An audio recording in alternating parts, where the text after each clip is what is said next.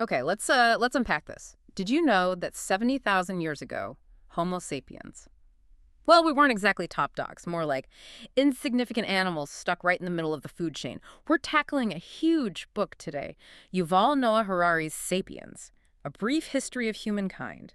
He's really pulled together, history, biology, anthropology, trying to create this unified theory of us. Yeah, and what makes this book, I think, so essential is how it gives you these completely new frameworks for analyzing human history. Mm. We've pulled out the most, well, game-changing insights, practical wisdom that could genuinely transform how you look at You're civilization. right. Harari has that famous line, doesn't he? You could never convince a monkey to give you a banana by promising him limitless bananas after death in monkey heaven. Exactly. And that little quote, it kind of defines our superpower.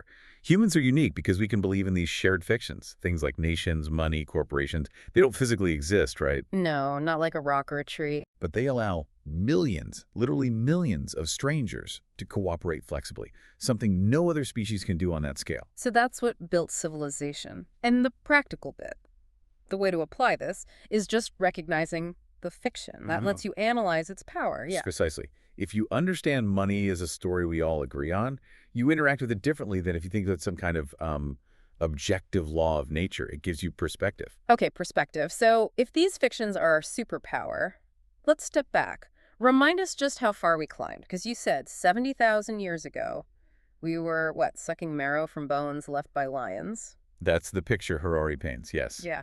Our rise to, well, planetary dominance happened incredibly fast, driven by these three huge shifts: cognitive, agricultural, and scientific revolution, We went from scavenger. to becoming, in his words, the terror of the ecosystem.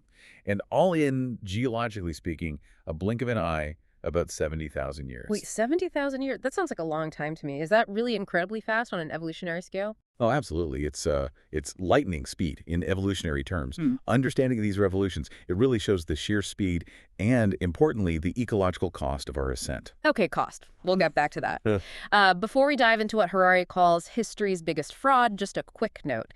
This exploration is brought to you by Mindful Moments. That's our YouTube channel offering AI book analysis, summaries, critiques, all aimed at inspiring reflection and rational thought. Okay, back to the history books, right? The myth-busting part. Most of us probably think the agricultural revolution was this great leap forward the moment we started really thriving. But Harari, he calls it history's biggest fraud. What does he mean by fraud here? Well, the core argument is that, for most people, it actually made life more miserable. It's a powerful idea.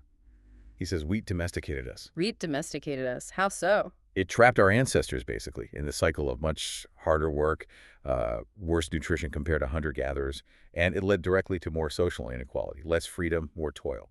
Wow. So that completely flips the script on progress, doesn't it? If the very foundation of settled civilization was maybe a step backward for the average person, what does that imply about, modern industrial life? It definitely makes you question things, Yeah. which leads nicely into another fascinating idea. Metaphor. Harari compares most mammals to glazed earthenware, fired and fixed in shape. But humans, we emerge like molten glass from a furnace. That's it. It's about neuroplasticity. Yeah. Human babies are born incredibly unfinished, essentially programmable, ready for intense cultural shaping. They can become Christians or Buddhists, capitalists or socialists. As he puts it, they can be spun, stretched, and shaped with a surprising degree of freedom. Exactly. And that flexibility, it's our greatest strength, you could argue. It's also our vulnerability, right? It makes us susceptible to things like mass propaganda, maybe social media influence today. Recognizing that malleability seems key. It's the first step, perhaps, in deciding how you want to be shaped, rather than just letting it happen. Okay, final, big, potentially uncomfortable insight here.